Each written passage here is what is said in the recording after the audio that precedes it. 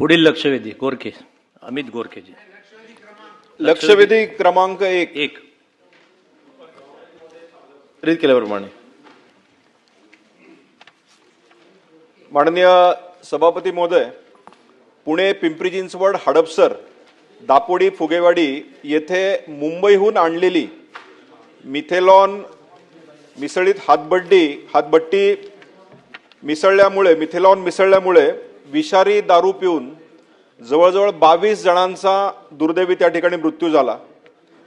मी मविपा नियम 101 अन्वये अत्यंत तातडीच्या वर सार्वजनिक महत्त्वाच्या बाबींकडे माननीय मंत्र्यांचं लक्ष वेधतोय. ही घटना केवळ दुर्दैवी नाही तर 22 निष्पाप कष्टकरी नागरिकांचा बळी घेणारा हा सामूहिक हत्याकांड आहे. 22 संसार यामुळे उघड्यावर आलेत. अनेक महिलांचे कुंकू पुसले गेलेत. लहान मुले अनाथ झालीत आणि शासनाने तात्काळ पावले या ठिकाणी उचलली. पोलिसांचं निलंबन झालं. त्या ठिकाणी CIDचाही तपास झाला. मी गृह खात्याचे धन्यवाद मानतो. माननीय मुख्यमंत्री तथा गृहमंत्री कायदा सुव्यवस्थेच्या बाबतीत झिरो टॉलरन्स धोरण ठेवणारे खऱ्या अर्थाने नेतृत्व आहे. म्हणून मी या ठिकाणी असं निदर्शनास आणू इच्छितो की हा केवळ एका रात्रीत घडलेला अपघात नाहीये, तर हा मानवी जीवांशी खेळणारा एक संघटित गुन्हेगारांचा भयानक पॅटर्न आहे. दारूच्या वाहतुकीचा डेथ रूट खरं तर हडपसर पासून ते पिंपरी चिंचवड दापोडीपर्यंत ही दारू येतेच कशी. पोलिसांचे नाके, उत्पादन शुल्क विभागाचे डोळे चुकवत जवळजवळ 15 ते 16 किलोमीटरच्या रूटनी ही दारू त्या पिंपरी चिंचवड परिसरात म्हणजे औद्योगिक वसाहतीत त्या ठिकाणी आली आणि आल्यानंतर मिथेनॉल सारख्या घातक रासायनिक द्रव्याच्या खुल्या तस्करी व प्रशासकीयाचा ढिसाळपणा या ठिकाणी दिसून आलेला आहे.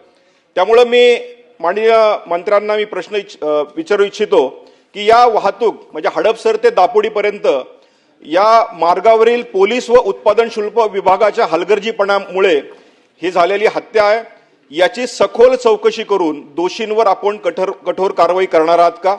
रासायनिक द्रव्यांची अवैध वाहतूक रोखण्यासाठी गृह व उत्पादन शुल्क विभागाला मिळून कडक विशेष कार्यपद्धती म्हणजे आपण SOP या ठिकाणी जाहीर करणार आहात का? 22 जणांचा जीव घेणाऱ्या रॅकेटमधील मुख्य सूत्रधार केवळ सौम्य कलमे न लावता जवळजवळ 10 जणांवर या ठिकाणी गुन्हे दाखल झालेत. तर या संघटित गुन्हा मानून याला मोक्का अंतर्गत कडक कारवाई आपण करणार आहात का? आणि तिसरा अत्यंत महत्त्वाचा प्रश्न की 5 लाखाचं अनुदान या ठिकाणी त्या ठिकाणी येऊन माननीय महाजन साहेबांनी जाहीर केलं. आतापर्यंत हे अनुदान मिळालेलं नाहीये. 22च्या 22 लोकांना हे अनुदान दिलं जाणार आहे का? कारण फक्त 9 जणांना दिलं जाणार आहे असं त्या उत्तरात म्हटलेलं आहे. त्याचबरोबर केंद्रीय मंत्री रामदास आठवले यांनी त्या ठिकाणी त्यांनी सांगितलं होतं की आम्ही या घरातील मंडळींना नोकऱ्या देऊ. माननीय मंत्री महोदय, एक राठोड नावाचा परिवार आहे. 2 अत्यंत तरुण त्या ठिकाणी मुलं या दारूमध्ये त्या ठिकाणी त्यांनी पार्टी केली आणि ती दारू त्या ठिकाणी घरगुतीमध्ये मागवली आणि एकाच घरातले हे दोघंही त्या ठिकाणी गेली. त्यामुळं औद्योगिक वापरासाठी येणाऱ्या मिथेनॉलच्या प्रत्येक टँकरला QR कोड, GPS ट्रॅकिंग व डिजिटल परवाने अनिवार्य करून फॅक्टरी ते एंड युजर पर्यंत डिजिटलायझेशन केले जाईल का? हाही माझा अत्यंत महत्त्वाचा प्रश्न आहे.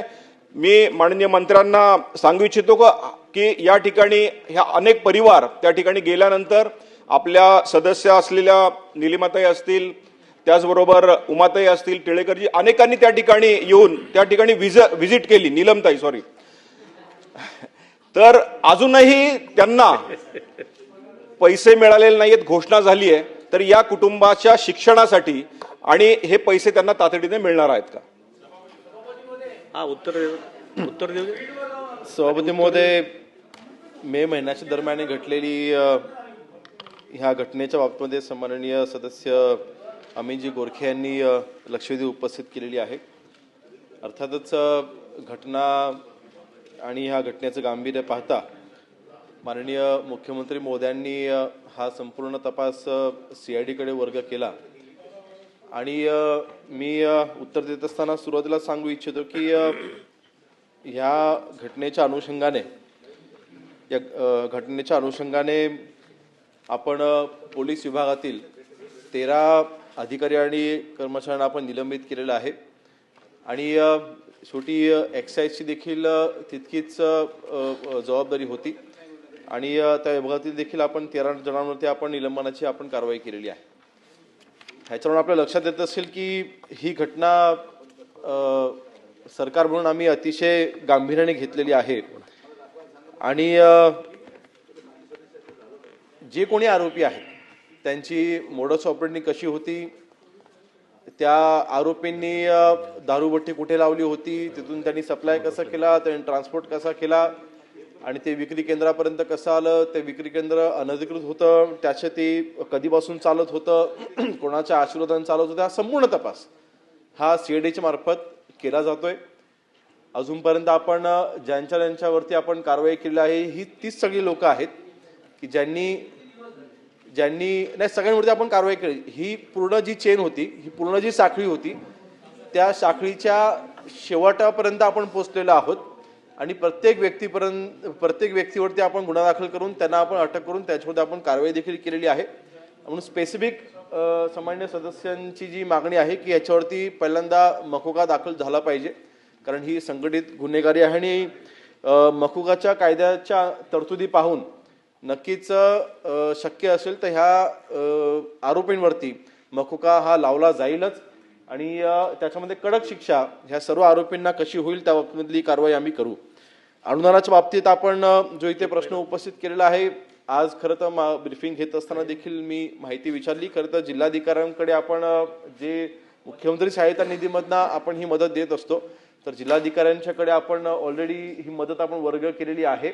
फक्त आता जिल्हाधिकाऱ्यांनी ती कागदोपत्री जी पूर्तता आहे ती पूर्ण करून त्या कुटुंबांना ही मदत आता फक्त वर्ग करायची आहे.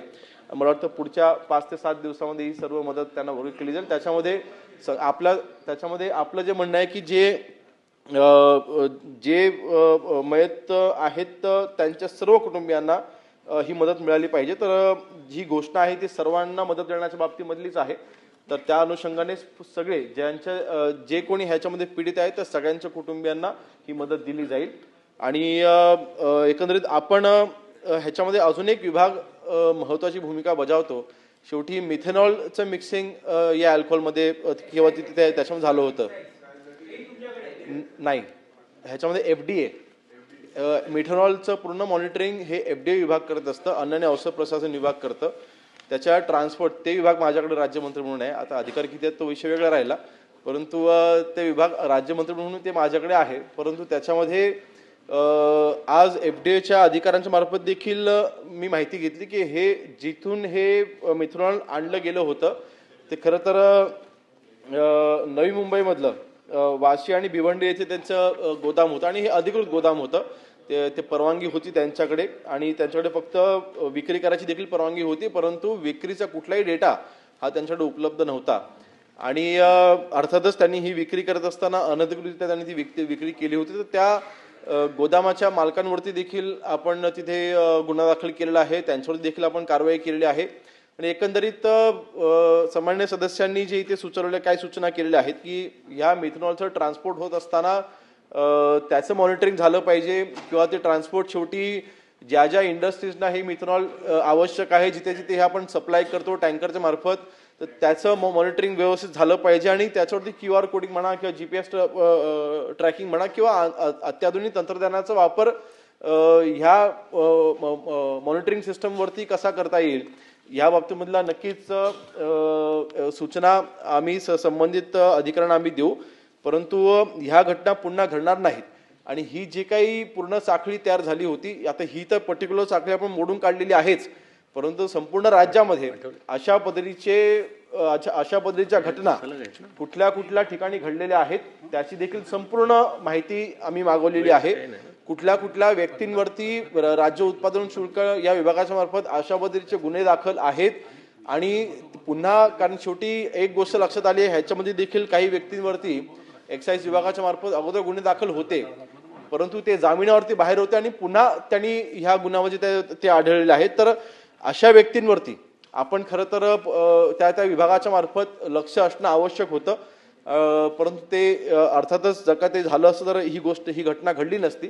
तर भविष्यामध्ये अशा घटना पुन्हा घडू नये त्यासाठी पूर्ण राज्यामध्ये अशा पद्धतीचे ज्या व्यक्तींवरती गुन्हे दाखल आहेत त्यांच्यावरती नजर ठेवण्यासाठीच आपलं पोलीस विभागाची आणि एक्साईज विभागाची जी जबाबदारी आहे ती त्यांनी व्यवस्थित पार पडली पाहिजे, ह्या देखील सूचना आम्ही दिलेल्या आहेत. ताई